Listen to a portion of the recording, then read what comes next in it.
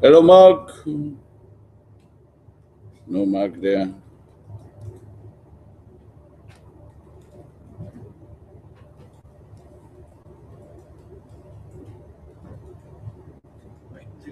Ich glaube, ich könnte Ihren Rechner auch an die Anlage anschließen, dass die anderen vielleicht die anderen Teilnehmer auch hören, oder? Ja, das wäre wichtig, Ja? ja, bitte. Ja. Das ist hier. Dann vielleicht können Sie auch einfach das Mikrofon nehmen, dann sind Sie ungefähr Okay, gleich laut. besser. Gut. Müssen auf den Knopf drücken, da auf den roten. Roten, ja, passt, Wenn es perfekt. grün ist, ist es an. Okay.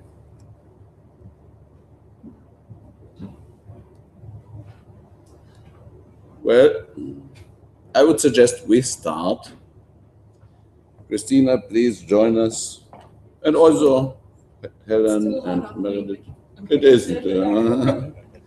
It's not that anymore. Oh, this is much better. Yeah. Ah, Please join us here. Yeah. And yeah, since we're here, yeah. why not?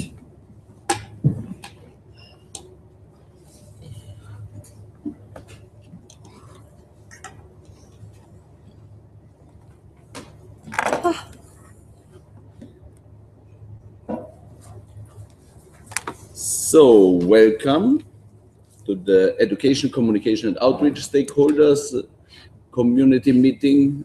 We are a group of people from observer organizations which are focused on the topic of education, communication and outreach. This is a network which is recognized by the Secretariat. In addition to the 9 constituencies that are there already, Yango and women, trade unions, business, and Mark McCaffrey, who will join us. He was a very strong advocate for saying that we need more networking and better cooperation of the stakeholders in the field of education, communication and outreach. And so the Secretariat accepted his proposal to create a stakeholder community, which does not have the right to speak at the events, but we have the right to have morning meetings and to have more direct access to the Secretariat people to communicate our proposals there. And it's still in the exploratory phase because we think that this is a topic where there should be sitting 30 people every morning. And once we will have set up our structures better and find our way to communicate our existence, we are sure that we could play an important role. Because also in the Paris Agreement, Article 12 talks about the great importance of education, public awareness, participation, and Article 6 of the UNFCCC Convention is also about these topics. And just recently, there's been also adopted a decision for having this topic better covered also in the subsidiary body of implementation at the SBI. There, our colleague Danae from the Mexican delegation is very active. So the future is certainly bright for this topic. And we have here the opportunity to help people who are active in this area to be more coherent in their actions, to create synergies, and also to have an overview of who is doing what for this networking activities here. And we are working on setting up the information systems that we will find and document resources about climate change, education, communication, outreach around the world in different languages. So a lot of work ahead of us, and an important milestone for this our community is the California Global Climate Action Summit, which let's share the screen. Mark is still not with us. So this is the homepage, globalclimateactionsummit.org. Great. Thank you. Or is it geese? Also, Yeah. I thought I love that. that's good. Here We are are the connected geese. with nature. That's Yeah. and not just tech.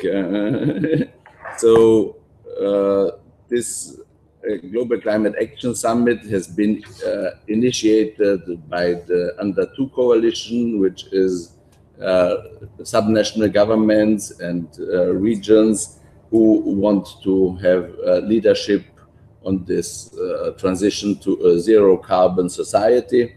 The state of California and here the German state of Baden-Württemberg, they have been the initiators, and now the alliance is growing, and I think they said that the alliance covers now more than 50% of global economy or something like that.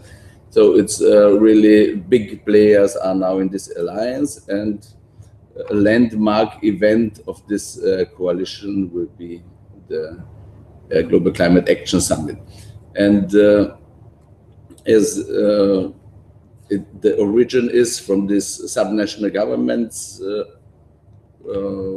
community, they had initially also the focus on subnational and local governments action, also in combination with business, just to complement the state actions. State actions is COP, and everybody else is should be somehow highlighted at the California summit.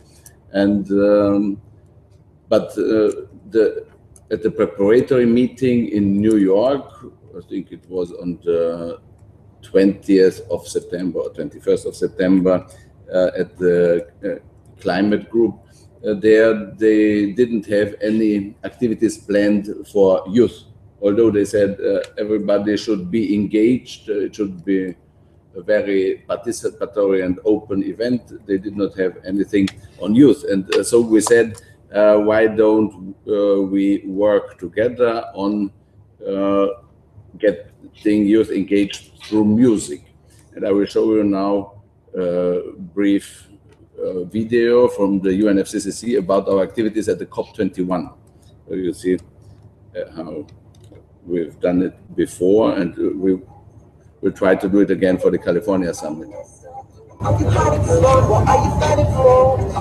So, Audio geht nicht drüber. Listen to the message of the winners of the Global Challengers Youth Music Contest. We have the slogan, let the music talk, let the rhythm play, let the world know what the youth have to say. And together with the UNFCCC Ja, genau. Secretariat, Ja. the Action for Climate Aber nicht, Er geht sicher Program, aus. we have set up this competition.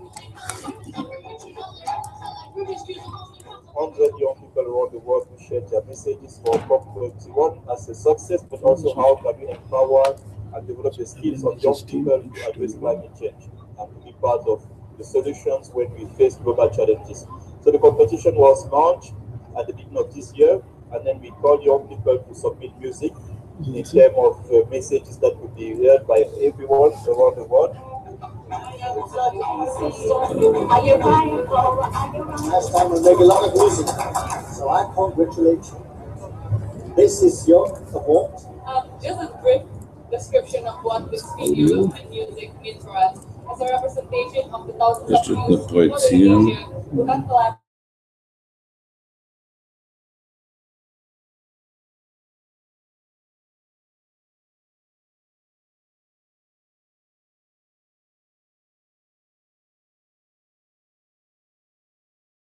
Of COP21 in Paris. So this is the award, and this is the winner.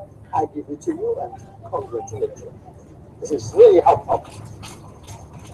It's an honor to be receiving this because for us it's really important that young voices are elevated, especially today. And they're making incredibly important decisions. World leaders are making incredibly important Naja, decisions. ist schon okay. Also ich kann ja auch so. Das geht auch schon auf, ja. Our voices need to also be elevated through music, through passion, through things that we love to do, through artwork. That's why they're here.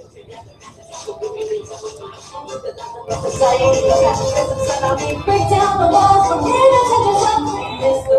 Are you fighting for? What are you fighting for?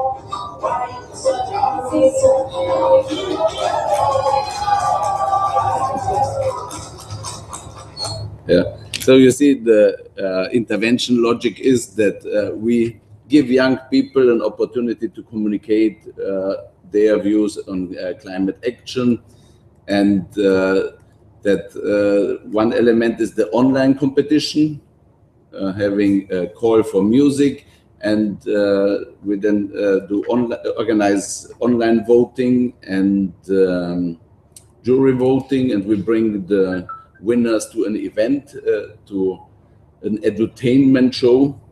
In this case, it was a rather small event. It was in the UNESCO pavilion at the green zone, which is the one. Yes, okay. In the green zone, which was publicly accessible in Paris at COP21.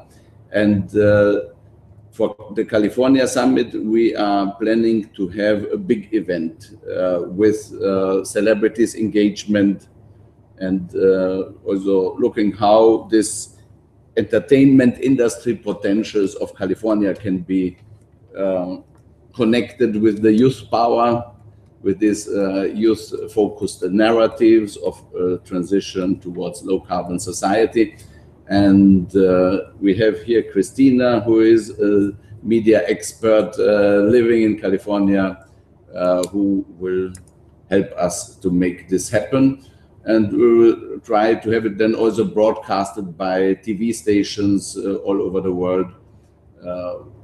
For the Paris event, we've had already conversations with the European Broadcasting Union. It's the biggest network of public service broadcasters. They said if we have a high quality show with celebrities and it needs to be high quality and with the attractive names there as well, then they are our distribution partners for free. And it could be broadcasted globally, and there we can reach really millions of people. And we have also Chinese cooperation partners from the YouThink Center China. They have also the reach with several tens of millions of people, because they have also internet portals like NetEase as a cooperation partner, so it could be on all levels distributed. And so this is really a strong amplification of youth voices that we can achieve. And California Summit is the moment next year where global climate action players will come together. And this is Danae Espinosa from Mexico, our COP23 coordinator for our community. But perhaps we should make a round of introduction briefly. Please join us here. Come here. Come here. So perhaps Christina, you start so that Dana can get warmed up. Okay. What do you want me to do? To introduce yourself and where you see the potentials for youth engagement for the California Summit. Okay. Well, my name is Christina Stevens. Am I talking to everyone here? Not to anywhere else? Here. My name is Christina Stevens, and I'm based in Malibu, California. So this is just a short leg for me to San Francisco in September. However, this is going to be groundbreaking because, as you know, the time is vital now. I mean, we're in the shift of our age, because if we don't activate everything right now, then we're in trouble, big time. Yeah. Yep. So I see this as going so much further than this. We'll definitely be live streaming because that's a simple thing to do, and there should be many people. We're still having more discussions on this. We believe voting will begin on Earth Day. Earth Day. Do we have the date yet for the launch of this? For when? In January, when we will have the preparatory meetings in San Francisco. Okay, and that date is 25, 26, Okay. something like that. Okay, so the last week of January is when the Global Youth Music Contest will launch. Did you mention that this began in Rio Plus 20? No, I didn't. Ah, yes. So this has been going on. So this is not a new little thing that we just pulled out of our pockets. And actually, I think you saw a little bit of the video of one of the winners, or a couple of the winners up here. Yes. In the video, they were from Paris. Yes. Yeah. Okay, that was in Paris. Yeah. So. If you enter Rio Plus 20 Youth and Music, then you will find the links to all the activities that we've had. So. Okay. And there were at the Rio Plus 20 event, we have had submissions from 313 music groups from more than 40 countries, and especially also African youth was very active. They were happy to have this participation opportunity. And what was also very inspiring for us was the participation from China. We've had about 12 or 13 submissions from China, and this shows that also music can build bridges beyond these boundaries that we might have in our world, in our media or whatever. And this is of high potential, and we are convinced that at this next year's competition, we could have at least 500 submissions and more than 50 countries, because it will be an attractive mix. And we have as a sponsor and also technology sponsor, Moeda. Moeda.in. They are cooperative crypto bank. They have it's about empowering global change, one person at a time, to channeling resources to entrepreneurship activities that is related to sustainable development goals. And they will do for us the uploading and voting platform, and also providing the financial resources that at least 2 winners will have a ticket to come to San Francisco in September next year, so that we have this basic resource base that is needed fixed for sure. So you see what a magnificent exchange of cultures and communication and expression this is going to be. I mean, you know, a former associate of mine, Steven Spielberg, when he did Encounters of the Third Kind, what did he choose for the people of Earth to communicate with the people of another, but music. And so this being such a magnificent way of reaching out and having people connect on a zone where we all live and where we all can feel moved by. What's better? So. Okay. Please, Meredith, if you could say also a few words about yourself and what you are doing that could be related to the California Summit. Yeah, I'm Meredith Adler. I'm with Student Energy. So you could also use the microphone. Okay. Yeah. Oh, right. So you can hear.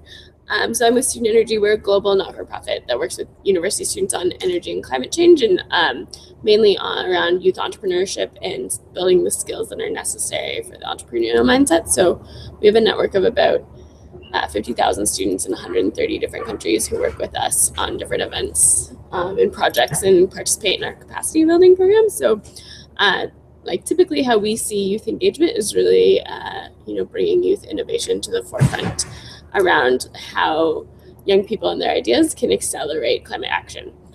So a lot of that has to do with things like helping governments or companies or organizations to actually really work with and leverage youth in a form of intergenerational collaboration, and really thinking about how the ideas of young entrepreneurs and kind of leveraging the youth mindset around technology, advancement of like new zero carbon technologies, as well as thinking about how much youth value equity and global cooperation is really how we engage youth. So we would, I guess, for something like the California Climate Summit, I feel like we would more be, I think the music idea is great, but I think our specialty would be more kind of bringing youth to the sessions, putting them on panels, like having them be advocates for, in a more, I guess, traditional way for the future that they want.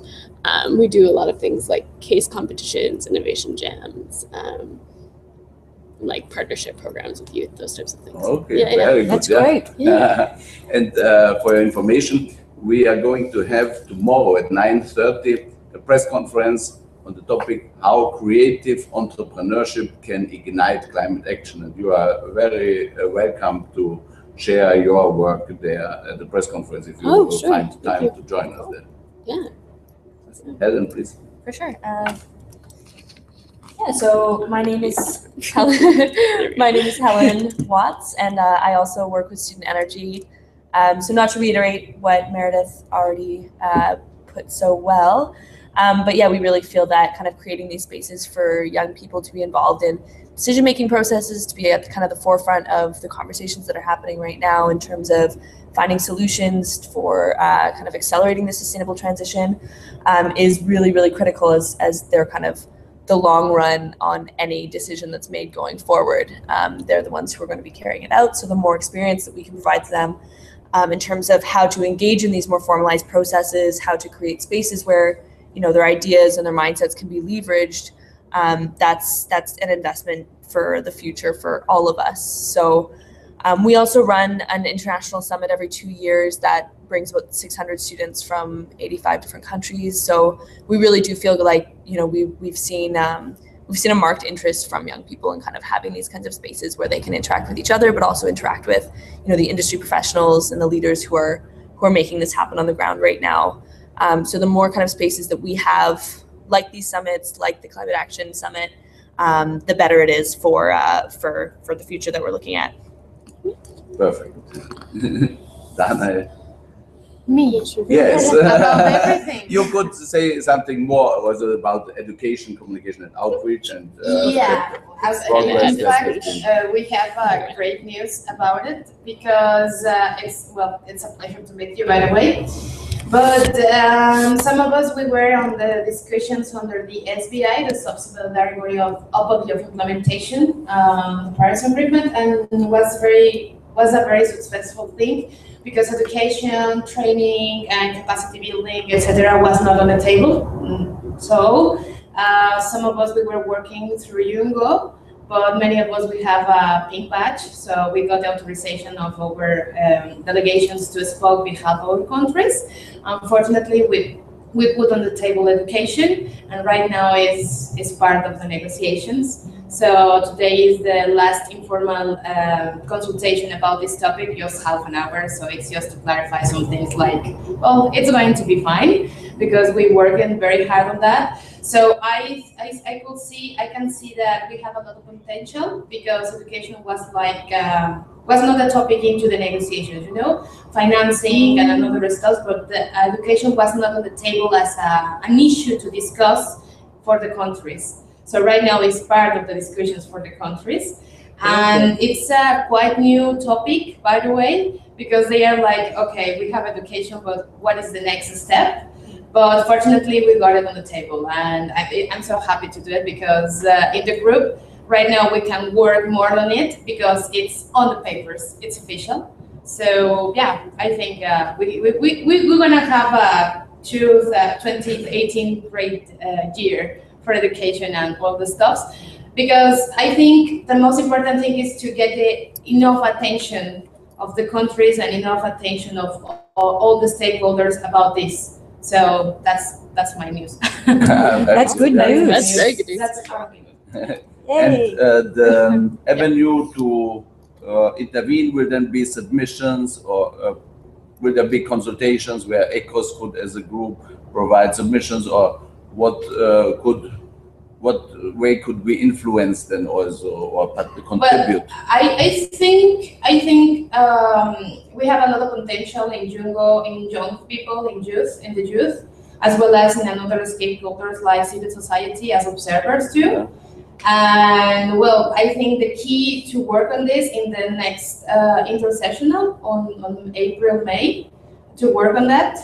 But I think that the civil society, that we are very engaged in our countries, and we are working in like a group, an international group with other people on this topic. Would be great if we can start something awesome for the next sessions. And I'm very sure that we can be engaged and have a lot of incidents on this, but we have to work a lot on that because fortunately it's a new topic, but we have to work a lot on this. Okay, excellent. Yeah, and I think it's good that within this process, the topic of education, communication, outreach is getting more prominent place. And the California Climate Action Summit is, from its very logic, an education, communication, and outreach event. So there's a lot of synergy potential, and we should perhaps, as a community, connect with the organizers and drawing their attention also. So as it's education, communication, outreach, now a stronger topic. Here at the COP, we could say that we are now writing to them, to the office, to these co-chairs. It's Governor Brown, Patricia Espinosa, Michael Bloomberg, and also someone, so that we say that this is somehow an ECOS summit as well, and that they should, in their programming and in their resources planning, devote particular space also to the education, communication, and outreach dimension explicitly. It says it in the vision statement. It's about mobilizing and so, but education, communication, outreach explicitly they are not mentioning, but we could send them a letter as this stakeholder community. Make the space. Yeah, exactly. Yeah. Please, and I think we have to have a great strategy for it, because education is here and adaptation is there. It's here. So adaptation is like the topic that englobes everything about capacity building, access to information, transparency, etc. But right now, I can see a challenge about financing an adaptation process. So this thing about financial stuffs will affect education and other stuffs, because some countries are not agreed with, not with our topic. They are not agreed to keep putting on the table more financial issues. So it's very controversial. So we have to take in mind that, because education means funds. Education and communication, transparency means more fund. So it could be little, just saying. But if we have a great strategy to deal with that, I think we can get success on it. Because we could also, in this letter that we write to the co-chairs of the summit, also say that we are proposing to them a resource mobilization component for education, communication, and outreach, for giving young people a chance, with a particular focus on youth. This we could think of. So, and we have Mark with us, our founder. And Mark, here you are. Hello. Good morning. Hi, Mark.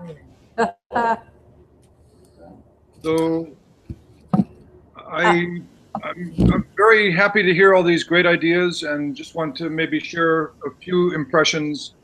And can you all hear me okay? Yeah. That's fine. Yep. So I think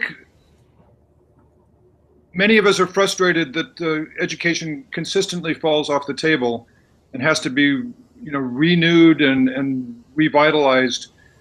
And we have to keep reminding people. It's almost like every time you turn around, education is missing, and then we have to resurrect it. The original Framework Convention on Climate Change had an article that was all about engaging the public through education, training, providing them opportunities to help develop adequate responses to climate change. And then not much happened except a few places around the world where people took it seriously. And then we tried to renew it with the Doha program a few years ago. And then 2015, they renamed Article 6 Action for Climate Empowerment. And at Paris, there were two education manifestos around climate change that were presented. And there was some language in the Paris Agreement about education in the context of capacity building. So I'm really, in a way, I'm discouraged that, Danae, you're saying that education is new, and that just kind of blows my mind. It's like, why does it consistently fall off the table? And I also disagree that education is under adaptation, maybe in terms of the negotiations, that they think of it as a subset. But if the high-emitting countries and people are going to reduce their footprints, education has to play a role in that. And certainly when people are going to build resilient communities and adapt to climate change, education is vital. In some ways, it's the only way to really build community knowledge. Mm-hmm. I had the opportunity to look at a preview of the IPCC 1.5 Celsius report, and they talk a lot about community knowledge and community resilience. There's no way in the world you can do that without education and engagement. So, I think one of the philosophies of ECOS is that there's sort of this continuum of education to build long-time literacy, so people can make really informed decisions. There's communications, which should be ongoing and kind of like a discussion and conversation to help clarify, technical issues and so forth. And then we need outreach that is really engaging and inspiring people through social media and that sort of thing.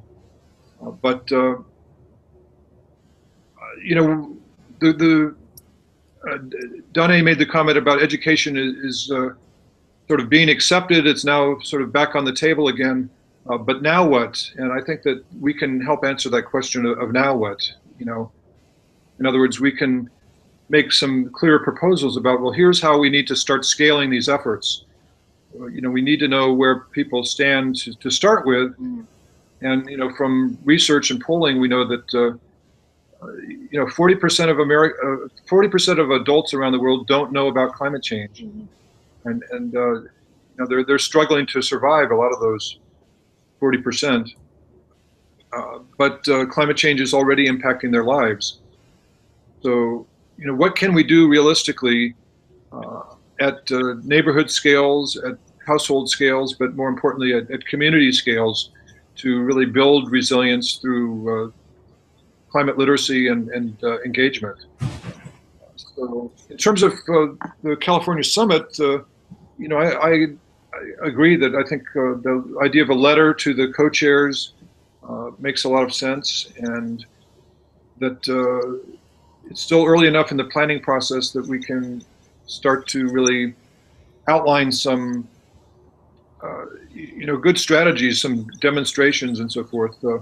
I have, some of you might have heard about President Macron of France.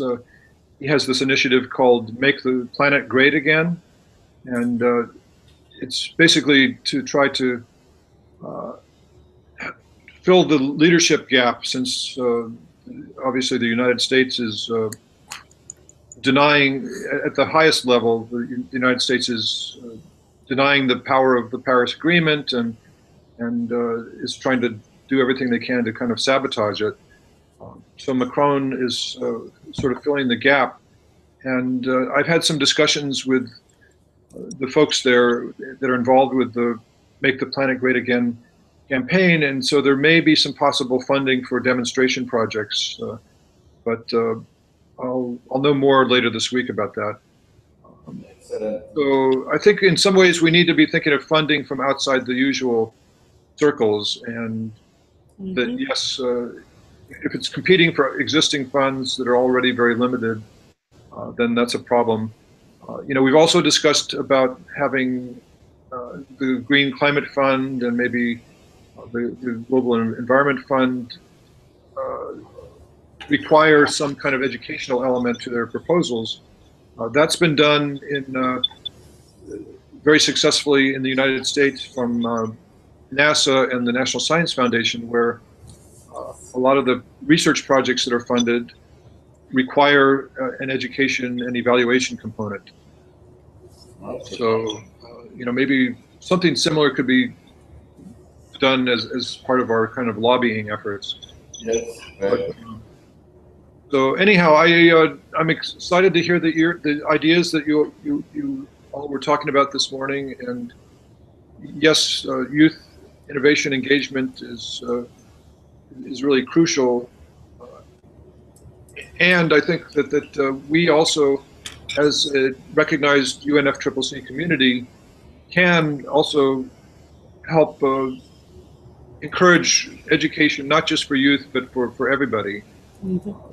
Education for climate empowerment. Obviously, the youth are vital, but everybody in every community needs to know the basics about what they can do to contribute to the climate resilient community.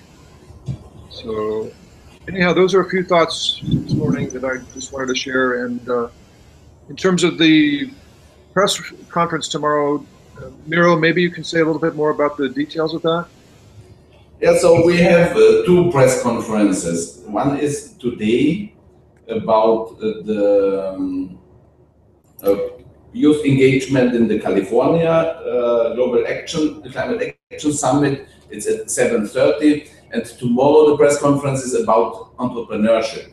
Because as you know, the background of our activities here with IAI is this Blocha multi-stakeholder partnership for youth empowerment, for climate action. And there we are trying to set up all the necessary elements for young people that they can take meaningful and rewarding action. And rewarding action means also that there are income opportunities coming with young people taking action. And I think here we are very much aligned also with Student Energy, that we want to mobilize the resources and the ICT infrastructure based on blockchain technology, that there will be created a market where young people will be rewarded for their climate action, for their sustainable energy entrepreneurship activities, for their Agenda 2030 entrepreneurship activities. And blockchain, cryptocurrencies play a very important role. So there will be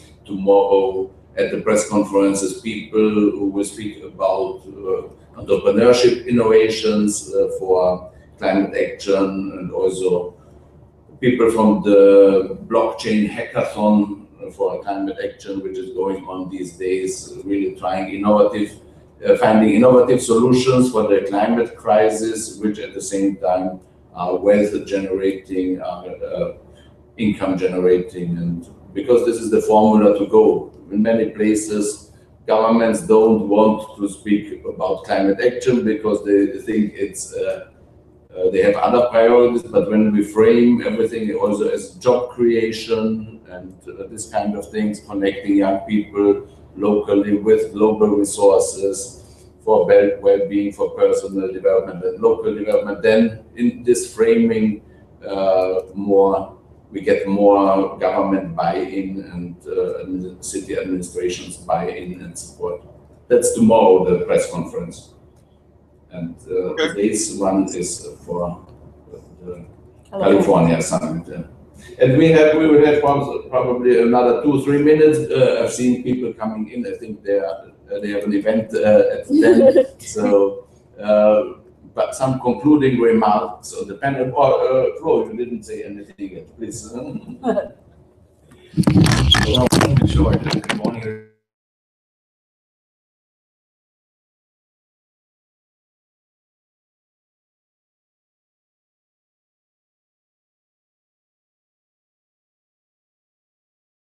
Thank you. Christina, what are your concluding remarks? Oh, go. Two forth. Yes, go forth and conquer. Okay, that's already quite nice. Yeah. I can live with it. You can live with that. Very good. Okay. I don't know if we have any concluding remarks other than this is really exciting to meet a community who's as passionate about this as we are. That's a good anchor. And yeah, we're looking forward to working with this. Definitely. My conclusion is like, yeah, the adaptation is not new. Well, no, the education is not new, but the adaptation process for the negotiators are the complicated thing. For us, I don't think so. And in all the time, education is in our minds, etc. But the negotiations will be a little complicated because in a financial standpoint, that's why I said that we have to have a great strategy to keep pushing the topic in their agendas, so from the ground to the negotiations. Just that, don't be angry with me. Yeah, Don't no. be angry with me, Mark. As Miro said, if it's framed in job creation, you know, resources. I mean, building resources and empowerment. Then it's framed in something that begins to make sense. You'll frame it through all the other things that are on the table. Exactly. Yeah. Yeah, and also in terms of to support Danae's argument, it's of course and as well Mark's. It's an important topic recognized by the convention and the Paris Agreement, but there was no place foreseen where this would be developed further or carried on, and that's the great achievement of Danae and her networks, that this has now a place in the Paris Agreement follow-up, and congratulations. Good and work. We will have also tomorrow. We can't be here for the ECOS morning meeting because we have this press conference, but I would say on Wednesday, let's have a more strategic meeting also what to do with these new opportunities that you have opened up for ECOS. Okay. Thank you, everybody. Mark, any concluding thoughts? No, thank you. It's fine. Okay. Bye.